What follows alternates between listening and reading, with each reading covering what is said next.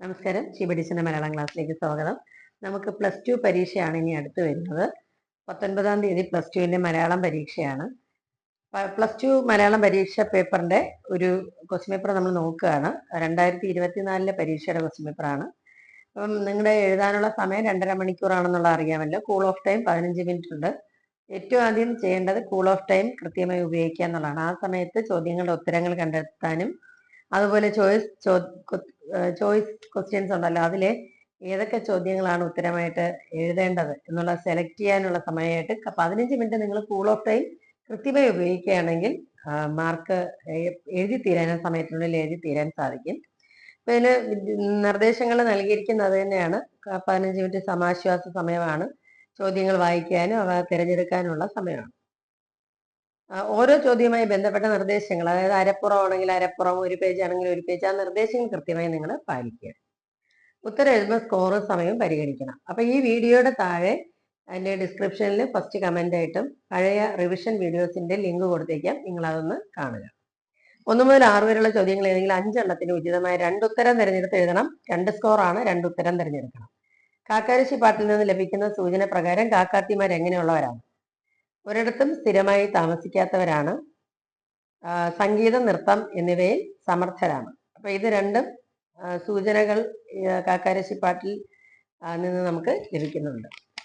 ECG സുദർശന്റെ ഓർമ്മയിലെ Malayalam ക്ലാസിന്റെ 2 സവിശേഷതകൾ എഴുതാവുന്ന ഒരു ചോദ്യമുണ്ട്. ഹാസ്യാത്മകമായതിനാൽ രസകരമായിരുന്നു ക്ലാസ്.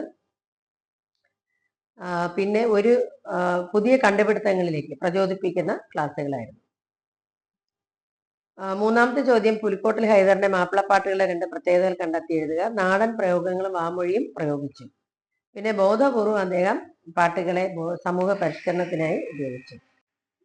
അടുത്ത ചോദ്യം ശകുന്തളയുടെ അഭിപ്രായത്തിൽ ദുഷ്യന്തന്റെ 2 പോരായ്മകൾ, 2 കുറവുകൾ. കടുകിൻ മണി മാത്രമുള്ള പരദോഷം കാണും. ദുഷ്യന്തൻ അതിലെ ചെയ്യുന്നത് അവനവന്റെ ദോഷം കാണുന്നില്ല, എന്നാൽ മറ്റുള്ളവരുടെ കടുകിന്റെ അത്രയുള്ള ദോഷം പോലും കണ്ടെത്തുന്നു. പിന്നെ അദ്ദേഹത്തിന് മണ്ണിലൂടെ നടക്കാനേ കഴിയും. ശകുന്തള പറയുന്നത് എനിക്ക് മണ്ണിലും വിണ്ണിലും സഞ്ചരിക്കാനാവും, അന്തരീക്ഷത്തിലൂടെ സഞ്ചരിക്കാനാവും. മാർക്കിസിന്റെ പ്രകാശം ജലം പോലെയാണെന്നുള്ള കഥ എങ്ങനെയുള്ള കഥയാണെന്നാണ്. അത്ഭുതവും മാന്ത്രികതയും നിറഞ്ഞതാണ്. യുക്തിബോധത്തേക്കാൾ ഭാവനയ്ക്ക് പ്രാധാന്യം നൽകുന്നു. ഇവിടെ ശ്രദ്ധിക്കേണ്ടത് 1 മുതൽ 6 വരെയുള്ള ചോദ്യങ്ങൾ വരുന്നത് അതിൽ 5 എണ്ണം എഴുതിയാൽ മതി. മോഷണം എന്ന കവിതയിലെ കള്ളൻ ചട്ടങ്ങൾ മാറ്റണമെന്ന് പറയുന്നതിന്റെ കാരണം നിലവിലുള്ള ചട്ടങ്ങൾ സാമൂഹ്യ പുരോഗതിക്ക് ഗുണകരമല്ലാത്തത് കൊണ്ട് ചെറിയ മോഷണങ്ങളെ വലിയ തെറ്റുകളായി കാണുന്നതുണ്ട്. പിന്നെ 7 മുതൽ 10 വരെയുള്ള ചോദ്യങ്ങൾ ഏതെങ്കിലും 3 എണ്ണത്തിന് 1-2 വാക്യത്തിൽ ഉത്തരം എഴുതുക. 7, 8, 9, 10 4 ചോദ്യമുണ്ട്. 3 എണ്ണം എഴുതിയാൽ മതി. 2 സ്കോർ വീതമാണ്. സച്ചിന്റെ വിടവാങ്ങൽ ദിനം ശ്രീലങ്കൻ സർക്കാർ നൽകിയ ട്രോഫിയുടെ കാര്യം എടുത്തു പറഞ്ഞതിന്റെ കാരണം അതറിയില്ല. ആ ദിവസം നമ്മൾ ആ സമയത്ത് നടക്കുന്ന ഒരു കോമൺവെൽത്ത് സമ്മേളനത്തിൽ പോലും പങ്കെടുക്കേണ്ടെന്ന് ഇന്ത്യ തീരുമാനിച്ചിരുന്ന സമയമായിരുന്നു. 2 രാജ്യങ്ങളിലെയും നയതന്ത്ര ബന്ധം വഷളായിരുന്നു. എന്നിട്ടാണ് അവിടുന്ന് വിടവാങ്ങൽ ദിനത്തിൽ ശ്രീലങ്കയിൽ നിന്ന് പിന്നെ സച്ചിന് പാരിതോഷികം കിട്ടിയത്.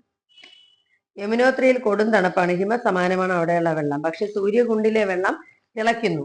അതിന്റെ അത്ഭുത പ്രതിഭാസത്തിന് കാരണം ചോദിച്ചിട്ടുണ്ട്.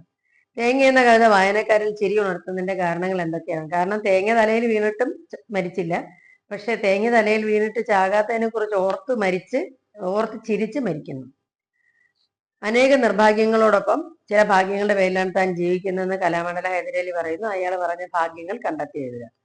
11 മുതൽ 17 വരെയുള്ള ചോദ്യങ്ങളിൽ ഏതെങ്കിലും 6 എണ്ണത്തിന് അരപ്പുറത്തിൽ കവിത ഉത്തരം എഴുതുക. അത് 4 സ്കോറാണ്. ചേരുംപടി ചേർക്കാനുള്ളതാണ്. അപ്പൊ ഇവിടെ മാഡ്രിഡ് എന്ന് പറയുന്നതാണ് കൊടുത്തത്. ആ പാഠമാണ് പ്രകാശം ജലം പോലെയാണ്. ആ പാഠത്തിലെ തന്നെ പല ഭാഗങ്ങളാണ് കണക്ട് ചെയ്യാൻ ചോദിച്ചിരിക്കുന്നത്. മാഡ്രിഡ് പ്രകാശത്തിൽ തുഴഞ്ഞു നടക്കുന്ന ഉത്തരവാണ് വരുന്നത്. കഥാകൃത്ത്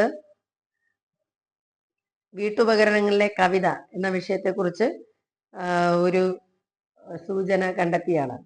ഭാവന യാഥാർത്ഥ്യവും, മാജിക്കൽ റിയലിസം, കാഡ്ജിനെ ഉൾക്കടലിനോട് ചേർന്ന എന്നുള്ളതാണ് അതിന്റെ കാഡ്ജിനയുടെ ഉത്തരം. 12ാമത്തെ ചോദ്യം ഉലകാകെ ഉലയ്ക്കും മട്ടിൽ കാട്ടാളൻ അലറി വിളിക്കാനുള്ള കാരണം എന്താണ്? കാട്ടാളന് തൻ്റെ അടുത്ത തലമുറ പോലും ഇല്ലാതാവുന്ന രീതിയിലുള്ള നാട്ടാളന്മാരുടെ പ്രതികരണങ്ങൾ കണ്ടിട്ടാണ് കാട്ടാളൻ അലറി വിളിച്ചത്. അപ്പൊ ആ പാഠഭാഗം ശ്രദ്ധിക്കണം കേട്ടോ, അത് പഠിക്കണേ.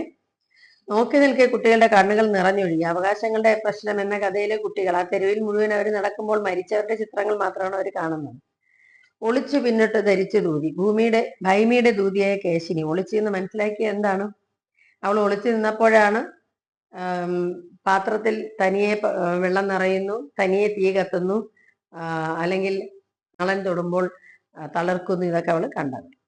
ഉണ്ടതെങ്കിൽ വന്ന് കാണുവാനുണ്ട് മോഹം പൊന്നെ, ഒറ്റ നോക്ക് കണ്ട് മരിച്ചോട്ടെ. ഇതിലൂടെ മറിയക്കുട്ടിയുടെ സങ്കടങ്ങൾ ആ കത്ത് പാട്ടിലുള്ളതാണ്, അത് പഠിക്കണം. ഇതിലൊക്കെ ഇൻട്രൊഡക്ഷൻ എഴുതിയിട്ടാണ് ഉത്തരം എഴുതാം. നമ്മുടെ ജവാന്മാരെ അല്ല, ദേവന്മാരെക്കാൾ കൂടുതൽ ജവാന്മാരെ അല്ലേ ദേവന്മാരെക്കാൾ കൂടുതൽ ആദരിക്കേണ്ട. കാരണം ദേവന്മാരെക്കാൾ നമ്മളെ സൂക്ഷിക്കാനായി, -ഡിഗ്രി തണുപ്പിൽ കാത്തു സൂക്ഷിക്കാനായി, നമ്മളെ സൂക്ഷിക്കാനായി, രാജ്യത്തെ സൂക്ഷിക്കാനായി ഉറക്കം ഇളയ്ക്കുന്ന ജവാന്മാരെ ആദരിക്കണമെന്ന് അദ്ദേഹം പറയും. കമ്പ്യൂട്ടർ വാങ്ങുകയും ഇന്റർനെറ്റ് കണക്ഷൻ എടുക്കുകയും ചെയ്തതിന് ശേഷമാണ് TP ശ്രീധരനിൽ മാറ്റം വന്നത്. അല്ലെ, അയാൾ കുളിക്കാതെ ഓഫീസിൽ പോയി തുടങ്ങി, പെർഫ്യൂം ഉപയോഗിച്ച് തുടങ്ങി, ഇങ്ങനെയുള്ള ഒരുപാട് മാറ്റങ്ങളുണ്ട്. 18 മുതൽ 21 വരെയുള്ളത് 3 ചോദ്യങ്ങൾക്ക് ഉത്തരം എഴുതിയാൽ മതി. ഒരു പുറം എഴുതണം. ഇൻട്രഡക്ഷൻ മറന്നു പോകരുത്. സമൂഹത്തിന് ധാർമ്മിക സന്ദേശം നൽകാനുള്ള അവസരങ്ങളൊന്നും എഴുത്തച്ഛൻ പാഴാക്കാറില്ല. കണ്ണാടി കാണുമ്പോളോ, അതിനകത്തും നിന്നെക്കുറിച്ചും മറ്റുള്ളവരുടെ ദോഷം കണ്ടുപിടിക്കുന്നതിനെ കുറിച്ചും ഒക്കെ ഉള്ളത് അദ്ദേഹം പറയുന്നു.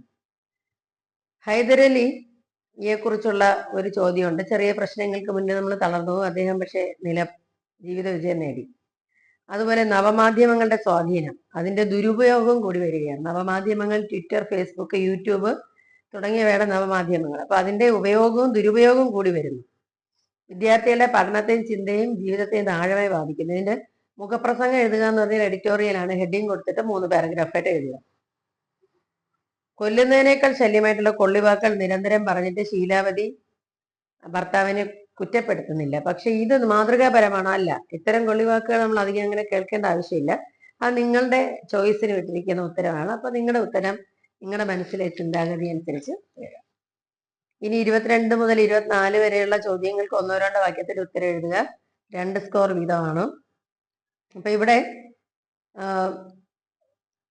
കവിതയാണ് കൊടുത്തിരിക്കുന്നത്. അതും നിങ്ങൾ എന്ത് ചെയ്യണമെന്നറിയാം, ആദ്യം ചോദ്യം വായിക്കണം, എന്നിട്ട് കവിത വായിക്കണം. അപ്പൊ ഉത്തരം കിട്ടും. മറ്റേത് കവിതയുടെ ആശയം വായിച്ച് മനസ്സിലാക്കിയിട്ട് ചോദ്യം വായിക്കാം എന്ന് കരുതിയാൽ ഉത്തരം പിന്നെയും നമ്മൾ റിപ്പീറ്റ് ചെയ്ത് വായിക്കേണ്ടി വരും കവിത. മറ്റേത് ആദ്യം കവിത ഒന്ന് വായിച്ച ആശയം മനസ്സിലാക്കുക, പിന്നെ ചോദ്യം വായിക്കുക. രണ്ടാമത്തെ വായനയിൽ നമുക്ക് ആൻസർ കിട്ടും.